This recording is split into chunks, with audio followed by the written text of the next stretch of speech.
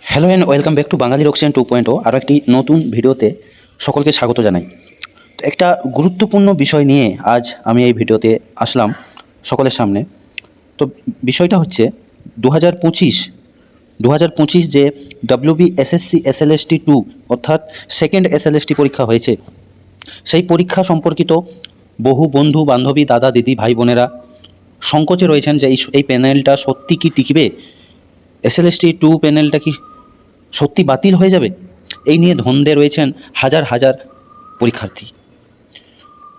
ইতিমধ্যে 11-12-এর পরীক্ষা শেষ হয়েছে, ইন্টারভিউ কমপ্লিট হয়েছে, ফাইনাল রেজাল্টও এসে গেছে এবং 4000-এর মতো প্রার্থীর কাউন্সিলিংও হয়ে গেছে। মানে প্রত্যেকে যে যার মতো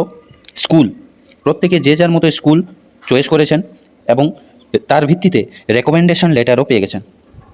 আবার বহু ফ্রেশার্স প্রার্থীরা তারা দাবি করছেন তারা নাকি বঞ্চিত হয়েছেন এই পরীক্ষার মাধ্যমে। সেই ফ্রেশার্স প্রার্থীরা কি আদৌ বঞ্চিত? কতটা সত্যি কতটা মিথ্যা জেনে নেব এই ভিডিওটা অবশ্যই কিন্তু সম্পূর্ণটা দেখতে থাকুন এবং চ্যানেলের নতুন হয়ে থাকলে অবশ্যই চ্যানেলটি সাবস্ক্রাইব করে অল নোটিফিকেশান অন করে রাখুন। তো এই ভিডিওতে আমরা দেখব কিভাবে 23,000+ ফ্রেশার্স প্রার্থী কিন্তু এখানে সুযোগ পেয়েছেন এবং নিজের চাকরিটাকে সুরক্ষিত করে নিতে যাচ্ছেন। তো প্রথমেই দেখি যে WBSSC SLST 2 সম্পূর্ণ পরীক্ষা বাতিল হওয়ার সম্ভাবনা তুলনামূলক কম। তার কিছু কারণ আছে। কি কি কারণ আছে? 1 নম্বর দেখুন, নতুন করে পুরো নির্বাচন প্রক্রিয়া শুরু হয়েছে আদালতের নজরদারিতে এবং নির্দেশনার প্রেক্ষিতে। মানে পুরো নিয়োগ প্রক্রিয়াটা কিন্তু আদালতের নজরদারিতে হচ্ছে এবং আদালতের নির্দেশে হচ্ছে, ভালোভাবে বুঝতে হবে ব্যাপারটা। 2 নম্বর কি, আগের বিতর্কগুলো এড়াতে এবার OMR, ট্রান্সপারেন্সি পোর্টাল পাবলিকেশন ইত্যাদিতে বেশি জোর দেওয়া হয়েছে। অর্থাৎ OMR প্রত্যেক পরীক্ষার্থীকে কিন্তু নিজেদের OMR-এর কপি দিয়ে দেওয়া হয়েছে, সম্পূর্ণ ট্রান্সপারেন্সি বজায় থেকেছে এবং প্রত্যেকটা বিষয় কিন্তু ওয়েবসাইট পোর্টালে পাবলিকেশন হয়েছে। 3 নম্বর কারণ কি এটি বাতিল না হওয়ার, বিপুল সংখ্যক শূন্যপদ রয়েছে শিক্ষকের চাকরির ক্ষেত্রে এবং দীর্ঘদিন শিক্ষক নিয়োগ বন্ধ থাকায় সরকার এবং কমিশনের ওপর চাপ আছে। অর্থাৎ শুধু একটা প্যানেলকে বাতিল করে দিয়ে নবনির্বাচিত সরকার কিন্তু নিজেকে চাপে রাখতে চায় না। সুতরাং নিয়োগটাকে সম্পূর্ণ করে আরও একটি নতুন নিয়োগ প্রক্রিয়া চালু করার ইচ্ছা প্রকাশ করেছে।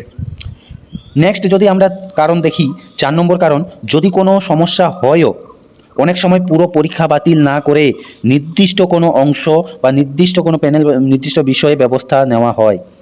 অর্থাৎ যদি দেখা যায় যে কোনো রকম দুর্নীতিপরায়ণ ব্যক্তি বা অযোগ্য চাকরি প্রার্থী বা অযোগ্য শিক্ষক বা দাগী শিক্ষক এই প্যানেলের মধ্যে অন্তর্ভুক্ত হয়েছেন, প্যানেলটার নিয়োগ সম্পূর্ণ হওয়ার পরেও কিন্তু তাকে বাতিল করে দিতে পারে স্কুল সার্ভিস কমিশন।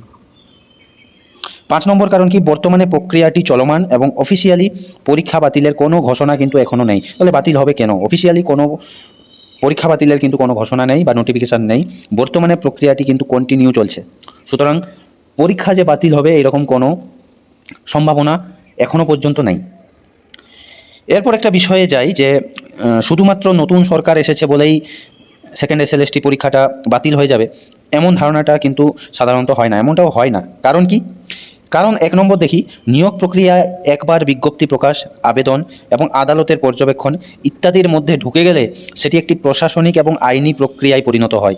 তো একটা প্রশাসনিক এবং আইনি প্রক্রিয়া হঠাৎ করে দুমদাম করে কারোর কথায় বা কারোর ইচ্ছায় কেউ ইচ্ছা প্রকাশ করেছে বাতিল করে দিলাম, ওইরকমভাবে কিন্তু হয় না। নতুন সরকার এলে তারা নিয়ম পরিবর্তন করতে পারে, তদন্ত করতে পারে বা প্রক্রিয়ার কিছু অংশ পুনর্বিবেচনা করতে পারে, কিন্তু চলমান প্রক্রিয়াকে বা পরীক্ষাকে বাতিল করতে হলে কোনো একটা শক্ত আইন বা প্রশাসনিক কারণ দেখাতে হয়, একটা স্ট্রং লিগ্যাল আর্গুমেন্ট দেখাতে হয় কোনো একটা পরীক্ষাকে সম্পূর্ণভাবে বাতিল করতে গেলে, এবং সেটা করতে পারবে একমাত্র কোর্ট। এবং কোর্ট যদি মনে করে বা কোর্টে যদি প্রমাণিত হয় যে এই প্রক্রিয়াটি বেআইনিভাবে হয়েছে, এটি ট্রান্সপারেন্সি বজায় রেখে হয়নি, সেক্ষেত্রে কিন্তু বাতিল করতে পারে। তা না হলে কোনো মতেই এই পরীক্ষা বাতিল হওয়ার কোনো সম্ভাবনা নেই। আদালত সংক্রান্ত বিষয় যদি থাকে তাহলে নতুন সরকারও কিন্তু আদালতের নির্দেশ মানতে বাধ্য। অর্থাৎ নতুন সরকার এলো, পুরনো 2016 ফাইল খুললো, যে 16কে পুনরায় ফিরিয়ে আনলো, আবার 25কে বাদ দিয়ে দিল, এইরকম কিন্তু কোনো প্রকারের হবে না বা হওয়ার সম্ভাবনা নেই। নতুন সরকার কোনো মতেই কিন্তু নিজের ইচ্ছা মতো কিছু করতে পারবে না, যাই করবে আদালতের নির্দেশ মেনে করবে এবং আদালতের নির্দেশ অনুযায়ী কিন্তু এই পরীক্ষাটা হয়েছে এবং এই পরীক্ষার রেজাল্ট পাবলিকেশন হয়েছে এবং কাউন্সেলিংও অনেকের হয়ে গেছে। বহু প্রার্থী আবেদন করেছে এবং প্রস্তুতি নিচ্ছে, তাই হঠাৎ যদি বাতিল হয়ে যায় সেটি আবার আদালতে চ্যালেঞ্জ হতে পারে। অর্থাৎ যারা এই পরীক্ষায় সফল হয়েছেন তারা কিন্তু এই বাতিল হয়ে গেলে কিন্তু আদালতের দ্বারস্থ হবে, সরকার কিন্তু সেখানেও একটা চ্যালেঞ্জের মুখে পড়তে পারেন। সুতরাং হঠাৎ করে কোনো পরীক্ষা বাতিল হওয়ার কোনো সম্ভাবনা নেই। এরপর আরেকটি বিষয় যাই যে ফ্রেশার্সরা বঞ্চিত। এই যে একটা নেগেটিভ ছড়িয়েছে ফ্রেশার্সরা বঞ্চিত, এই নেগেটিভটা কতটা সত্য এবং কতটা মিথ্যা? তো ফ্রেশার্সরা বঞ্চিত এই নেগেটিভটা আংশিক সত্য এবং আংশিক মিথ্যে, কিন্তু পুরো ছবিটা একটু জটিল। কিভাবে বিষয়টা বুঝিয়ে বলি।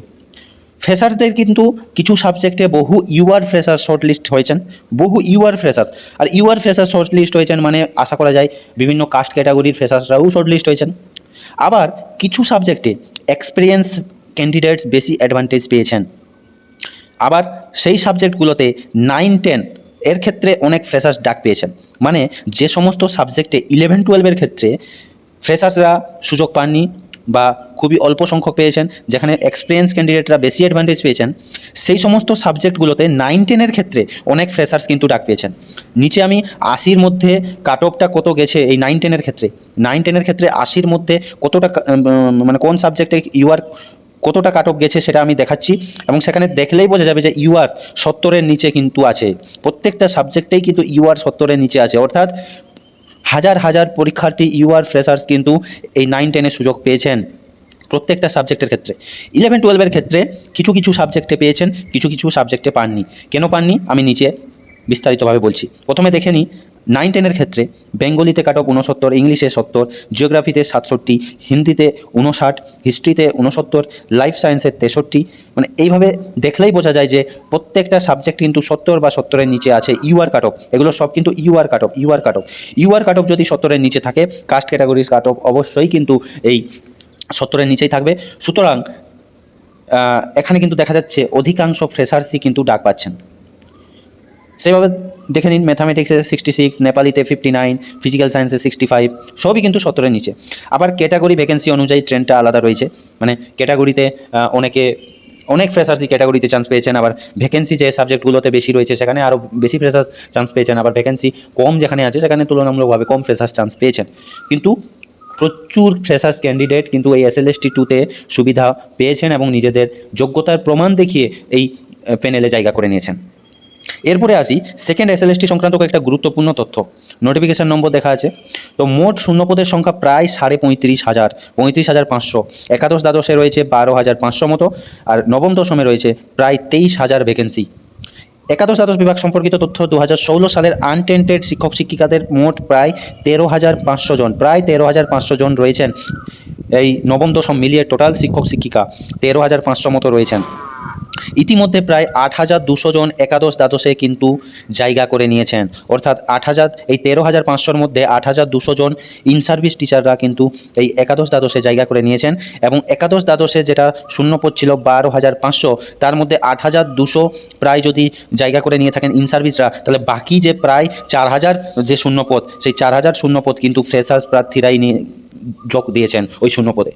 অর্থাৎ 11-12-এ 4,000 ফ্রেশার্স প্রার্থী কিন্তু নিয়োগ পেতে চলেছেন। এরপরে নবম দশমে যদি যাই, নবম দশম বিভাগে প্রায় 4,500 জন, এই যে 8,200 জন তো 11-12-এ যোগ করে জায়গা করে নিয়েছেন, তো বাকি 4,500 জন প্রায় এই নবম দশমে কিন্তু কল ফর ভেরিফিকেশানে এসেছেন, অর্থাৎ ডকুমেন্ট ভেরিফিকেশানের জন্য ডাক পেয়েছেন। তারা কিন্তু পুনর্বহালের অপেক্ষায় রয়েছেন, বর্তমানে তাদের ভেরিফিকেশান প্রক্রিয়া চলমান। অবশিষ্ট যে 18,500 শূন্যপদ, অর্থাৎ এই 4,500 জন যদি নবম দশমে ঢুকে যেতে পারেন ইন সার্ভিস, তাহলে বাকি 18,500 শূন্যপদে কারা ঢুকবে? সেই 18,500 শূন্যপদ 9-10-এ এই ফ্রেশার্স চাকরি প্রার্থীরাই কিন্তু নিয়োগের সম্ভাবনা রয়েছে। বোঝা গেছে? এরপরে আরেকটা ব্যাপার যেটা সামাজিক মাধ্যমে ছড়িয়ে পড়ছে, যে বারবার যারা বলে বেড়াচ্ছেন যে 60-60 পেয়েও প্যানেলে নাম নেই, তাদের উদ্দেশ্যে বলতে চাই যে এটা হওয়াটা কি খুবই অসম্ভব কিছু ছিল যে 60-60 পেয়েও আমি প্যানেলে জায়গা পাইনি? অসম্ভব ছিল কি? কখনোই নয়, বরং অত্যন্ত স্বাভাবিক ঘটনা ছিল যে আমি 60-60 পেয়েও কিন্তু প্যানেলে জায়গা নাও পেতে পারি, কারণ রুলসটাই ওই রকমভাবেই বানানো হয়েছিল। যখন পরীক্ষা হয় তখন কিছু নিয়ম তৈরি হয়, শর্ত থাকে। এক্ষেত্রে ছিল গেজেট, আমাদের গেজেট প্রকাশ হয়েছিল, যা রাজ্যপালের হস্তাক্ষরে কিন্তু পাস করানো হয়ে থাকে। যারা আগেই চাকরি করতেন অর্থাৎ 2016 বা তার আগের টিচার, তাদেরকে প্রতি 2 বছরের জন্য কিন্তু 2 নম্বর করে সর্বোচ্চ 10 নম্বর অভিজ্ঞতার জন্য দেওয়া হবে। এটাই ছিল একটা নিয়ম, অর্থাৎ গেজেটে উল্লেখ করা ছিল 2 বছরের জন্য 2 নম্বর করে সর্বোচ্চ 10 নম্বর দেওয়া যেতে পারে। 1 বছরের জন্য প্রতি 1 বছরের জন্য 2 নম্বর করে সর্বোচ্চ 10 নম্বর দেওয়া যেতে পারে প্রতি 1 বছরের জন্য।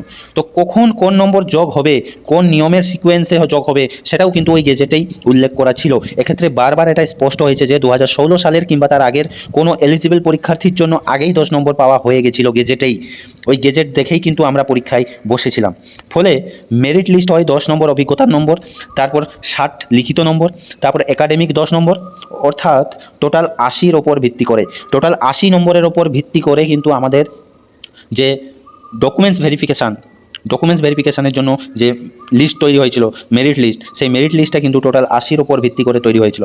সেক্ষেত্রে নতুন অর্থাৎ ফ্রেশার্সরা কিন্তু কখনোই 70 পার করতে পারে না, তার সে লিখিত পরীক্ষায় যাই নম্বর পাক।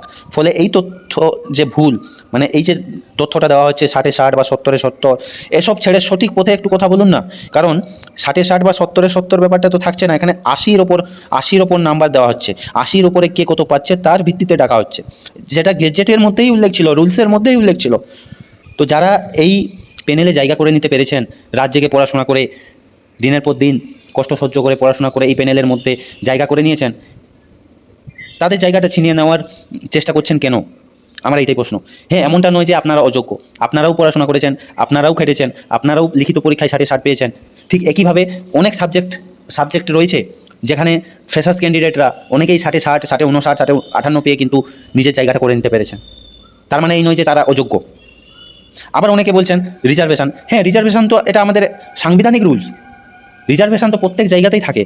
তো রিজার্ভেশন পেয়ে, কাস্ট ক্যাটাগরিতে রিজার্ভেশন পেয়ে যদি কেউ পরীক্ষার্থী প্যানেলে জায়গা করে নেন, তাহলে ওটা যে বেআইনি বা ওই প্রার্থী যে অযোগ্য, এরকমটা তো নয়, এটা তো চিরকাল ধরে চলে আসছে।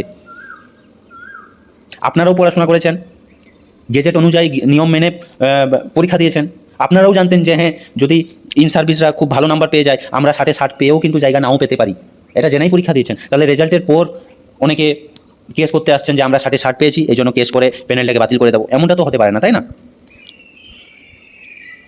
তো এখানে পরীক্ষা ছিল 100 নম্বরের মধ্যে, যার মধ্যে নিয়ম অনুসারে অভিজ্ঞতা 10 নম্বরের যোগ্যতা অনেকেরই ছিল না এবং এখনও নেই। তা সত্ত্বেও অনেক ফ্রেশার্স কিন্তু প্যানেলে নিজেকে প্রমাণ করতে সমর্থ হয়েছে। 11-12-এ প্রায় 4800 জন, 9-10-এ প্রায় 18500 জন, নাম্বারটা কিন্তু খুব কম নয়। অনেক ফ্রেশার্স কিন্তু এখানে জায়গা করে নিয়েছেন। আপনি কিংবা আপনারা পেতে পারেননি বলে নিয়ম তো পরিবর্তন হচ্ছে না, আপনারা নিয়ম মেনেও পরীক্ষা দিয়েছেন, আবার ওই যেসব ফ্রেশার্সরা প্যানেলে জায়গা পেয়েছেন তারাও কিন্তু নিয়ম মেনেই পরীক্ষা দিয়েছেন। সেই নিয়ম তো পরিবর্তন হতে পারে না। ঠিক যেমনটা সরকারের দোষে, আমলাদের দোষে নিরপরাধ মানুষের চাকরি চলে গিয়েছিল, যেটা 2016 সালের প্যানেল, সেটা হয়েছে। এখানে তো নিয়ম দেখে বা মেনে পরীক্ষা দিয়েছেন, 2016 সালেও ঠিক একই রকমভাবে নিয়ম দেখে মেনে পরীক্ষা দিয়েছে। এটার বিরোধিতা করা তো সবাই পায় না। 2025 সালের প্যানেলে তো সবাই নিয়ম দেখে নিয়ম মেনে পরীক্ষা দিয়েছেন, এটার বিরোধিতা করা তো সবাই পায় না। আর কোনো পরীক্ষায় 100% পরীক্ষার্থী পাস করে না, বিশেষ করে চাকরির পরীক্ষায়, যদিও নির্ভর করে এটা সিট সংখ্যার ওপর, কাটঅফের ওপর। 100 জন পরীক্ষার্থী পরীক্ষা দিলে সেখানে হয়তো 10 জন পরীক্ষার্থী সফলভাবে চাকরিটা পায়। সুতরাং এসব না করে বরং 2025-এর নিয়োগের পর নতুন যে নোটিফিকেশান বাকি রয়েছে, সেই নতুন নোটিফিকেশানে দাবি করুন। অনেক ভ্যাকেন্সি রয়েছে, নতুন সরকার নতুনভাবে রুলস তৈরি করে নতুনভাবে পরীক্ষা নেবে, সেই পরীক্ষায় অংশগ্রহণ করুন। একটা প্যানেলের ওপর বিরোধিতা করে, একটা প্যানেলকে নষ্ট করে দিয়ে সময়েরই অপচয় হবে। হয়তো এই প্যানেলটাকে নষ্ট করতে 5 বছর বা 6 বছর লাগবে, সেই 5 বছর 6 বছর যদি আদালতে মামলা না করে নিজের ওপর সময় দিন, প্রিপারেশনের ওপর সময় দেওয়া হয়, তাহলে আপনি কিন্তু হঠাৎ বেরিয়ে যাওয়া নোটিফিকেশানে কিন্তু জায়গা করে নিতে পারবেন। আর যদি একটা কেস চলতে থাকে দিনের পর দিন, তাহলে রিক্রুটমেন্টেও কিন্তু ডিলে হয়ে যাবে, তখন আপনার বয়সও হয়তো পেরিয়ে যাবে। সুতরাং এসব না করে নতুন নোটিফিকেশানের ওপর দাবি করুন। অনেক রকমের নোটিফিকেশান রয়েছে, অনেক রকমের ভ্যাকেন্সি ফাঁকা রয়েছে, শূন্যপদ রয়েছে, নতুন সরকার কাজ করতে চলেছে। তো ভিডিওটি ছড়িয়ে দিন, সবার মধ্যে শেয়ার করে দিন, এবং চ্যানেলে নতুন হয়ে থাকলে অবশ্যই চ্যানেলটা সাবস্ক্রাইব করে অল নোটিফিকেশান অন করে রাখুন। Thank you so much.